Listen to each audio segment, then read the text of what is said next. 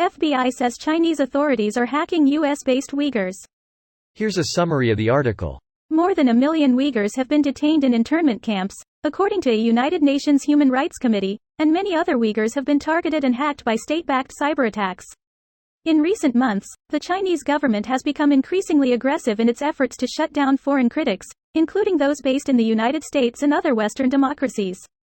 These efforts have now caught the attention of the FBI.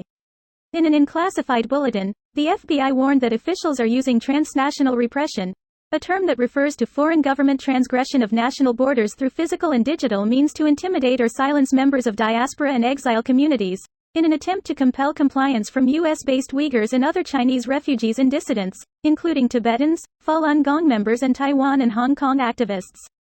Threatened consequences for non-compliance routinely include detainment of a US-based person's family or friends in China, seizure of China-based assets, sustained digital and in-person harassment, Chinese government attempts to force repatriation, computer hacking and digital attacks, and false representation online, the FBI bulletin warns. In one case from June, the Chinese government imprisoned dozens of family members of 6 US-based Uyghur journalists in retaliation for their continued reporting on China and its repression of Uyghurs for the US government-funded news service Radio Free Asia.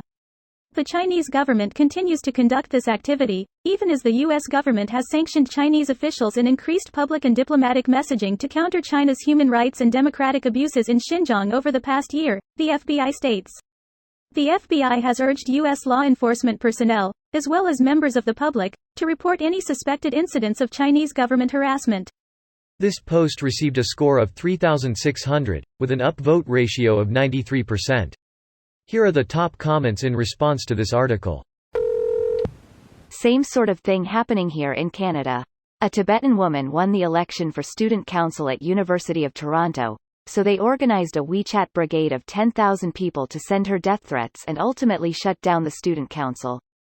CSIS says it is beyond plausible that Chinese government forces were involved in this hate campaign, and it would be entirely consistent with their 40 years of experience. A WeChat brigade that may or not have any government involvement seems quite different from a government hacking operation. Not that they are good things though. The FBI document referenced in OP's article also mentions a WeChat brigade using government officials. Greater than between 2019 and March 2021.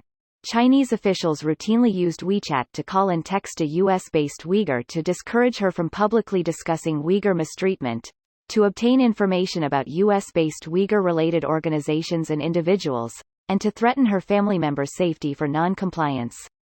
After the Uyghur met with a senior USG official in January 2021, these intimidation efforts escalated. As of April 2021, Chinese officials had detained several of the US-based Uyghurs' family members in Xinjiang detention camps. Basically, they're trying to find people in other countries so they can intimidate their families.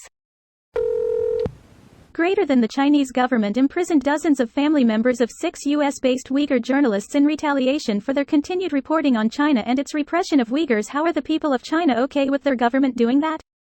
Do they just assume this is Western propaganda? Probably the same thing Americans think when they hear about a drone strike. Oh, that's sad. Anyway.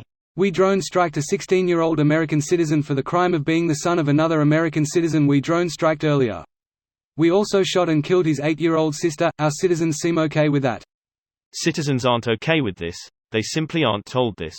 This is the first time I'm even hearing about this incident, and I like to think I see a lot of the internet day to day. The biggest problem with our infinite access to information is that we all assume we see the same thing. I think the past few years has highlighted it perfectly that we indeed do not consume the same info from person to person. So now you know it happened. I'm sure you also know it wasn't the only thing you weren't aware of. So what are you gonna do about it? Not be okay with it for a few more minutes then move on? That's usually how it works. People know this shit is happening, they just don't care unless it affects them or unless it's the wrong side doing it.